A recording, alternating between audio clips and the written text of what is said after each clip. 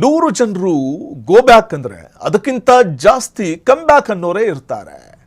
DCM DK Shivakumar ಅವರ ಹೇಳಿಕೆ ಇದು. ಡಿಸಿಎಂ ಡಿಕೆ ಶಿವಕುಮಾರ್ ಸ್ಟೇಟ್ಮೆಂಟ್ ಇದು. ದಾವಣಗೆರೆ ಸೂರಗೊಂಡನಕೊಪ್ಪದ ಭಾಯಗಡ್ನಲ್ಲಿ ಈ ಒಂದು ಹೇಳಿಕೆ ಕೊಟ್ಟಿದ್ದಾರೆ. 100 ಜನ ಗೋ ಬ್ಯಾಕ್ ಅಂದ್ರೆ ಅದಕ್ಕಿಂತ ಜಾಸ್ತಿ ಜನ ಕಮ್ ಬ್ಯಾಕ್ ಅನ್ನುವವರು ಇರ್ತಾರೆ ಅಂತ ಡಿಸಿಎಂ ಡಿಕೆ ಶಿವಕುಮಾರ್ ಅವರು ಹೇಳಿದ್ದಾರೆ.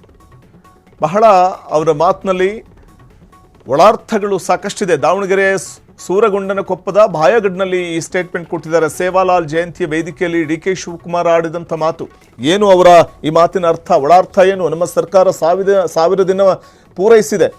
ನಮ್ಮ ಸರ್ಕಾರ 1000 ದಿನವನ್ನು ಪೂರೈಸಿದೆ. ಈ ದಿನವೇ ಸಂತ ಸೇವಾಲಾಲ್ ಜಯಂತ್ಯೋತ್ಸವ ನಡೀತಾ ಇರುವಂಥದ್ದು ಅಥವಾ ಆ ಕಾರ್ಯಕ್ರಮದಲ್ಲಿ ಭಾಗಿಯಾಗಿದ್ದು ನನ್ನ ಪುಣ್ಯ ಅಂತ ಹೇಳಿರುವವರು. ಸಾಕಷ್ಟು ಜನರು ಪ್ರೀತಿಯಿಂದ ಗೋ ಬ್ಯಾಕ್ ಅಂತಾರೆ. ನೀವು ಎಷ್ಟೇ ಗೋ ಬ್ಯಾಕ್ ಅಂದ್ರೂ ವೆಲ್ಕಮ್ ಕಮ್ ಬ್ಯಾಕ್ ಅನ್ನೋರೇ ಇಲ್ಲಿ ಜಾಸ್ತಿ ಇದ್ದಾರೆ ಅಂತ ತಿರುಗೇಟ್ ಕೂಡ ಕೊಟ್ಟಿದ್ದಾರೆ.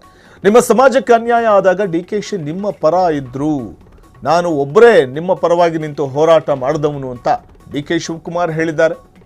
ರಾಜಕೀಯದಲ್ಲಿ ಧರ್ಮ ಇರಬೇಕೇ ಹೊರತು ಧರ್ಮದಲ್ಲಿ ರಾಜಕೀಯ ಇರಬಾರದು ಅಂದಿದ್ದಾರೆ. ಸತ್ಯ, ಅದು ಒಪ್ಕೊಳ್ಬೇಕಾಗಿದೆ. ನನ್ನ ವಿರುದ್ಧ 100 ಜನ ಕಿರ್ಚಾಡ್ಬೋದು ಅಂಥವ್ರಿಗೆ ಡಿಕೆಶಿ ಏನು ಅನ್ನುವಂಥದ್ದು ಗೊತ್ತಾಗುತ್ತೆ. ಅಂಬೇಡ್ಕರ್ ಹೇಳಿದಂತೆ ಇತಿಹಾಸ ಮರೆತವನು ಇತಿಹಾಸವನ್ನು ಸೃಷ್ಟಿ ಮಾಡೋದಕ್ಕೆ ಸಾಧ್ಯ ಇಲ್ಲ ಅಂತ ಕೂಡ ಹೇಳಿದ್ದಾರೆ. ಧಾರ್ಮಿಕ ಕಾರ್ಯಕ್ರಮದಲ್ಲಿ ರಾಜಕೀಯ ಮಾಡುವುದು ಬಿಡಬೇಕು ಅಂತ ಹೇಳಿದ್ದಾರೆ. ರಾಜಕೀಯವನ್ನು ಚುನಾವಣಾ ಸಂದರ್ಭದಲ್ಲಿ ಮಾಡೋಣ, ಈಗ ಧಾರ್ಮಿಕ ಕಾರ್ಯಕ್ರಮದಲ್ಲಿ ಮಾಡೋದು ಬೇಡ ಅಂದಿದ್ದಾರೆ. ಧಾರ್ಮಿಕ ಕಾರ್ಯಕ್ರಮದಲ್ಲಿ ರಾಜಕೀಯ ಮಾಡುವುದು ತಪ್ಪು ಅಂತ ಡಿಕೆ ಶಿವಕುಮಾರ್ ಹೇಳಿದ್ದಾರೆ. ಸೇವಾಲಾಲ್ ಜಯಂತಿಯ ಸಂದರ್ಭದಲ್ಲಿ ಅವರು ಕೊಟ್ಟಂಥ ಒಂದು ಸ್ಟೇಟ್ಮೆಂಟ್ ಇದು. ಏಕೆಂದರೆ ರಾಜಕಾರಣದಲ್ಲಿ ಧರ್ಮದಲ್ಲಿ ರಾಜಕಾರಣವನ್ನು ಬೆರೆಸಬಾರದು, ಆದರೆ ಧರ್ಮದಿಂದ ರಾಜಕಾರಣವನ್ನು ಮಾಡಬೇಕು.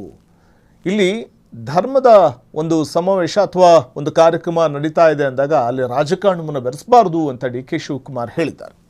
ದಾವಣಗೆರೆ ಸೂರಗೊಂಡನಕೊಪ್ಪದ ಭಾಯಗಡ್ನಲ್ಲಿ ಅವರು ಸೇವಾಲಾಲ್ ಜಯಂತ್ಯೋತ್ಸವದಲ್ಲಿ ಪಾಲ್ಗೊಂಡಿದ್ದಂಥ ಸಂದರ್ಭ ಡಿಕೆ ಆಡಿದಂಥ ಮಾತಿದು, ಡಿಕೆ ಹೇಳಿದ ಮಾತಿದು.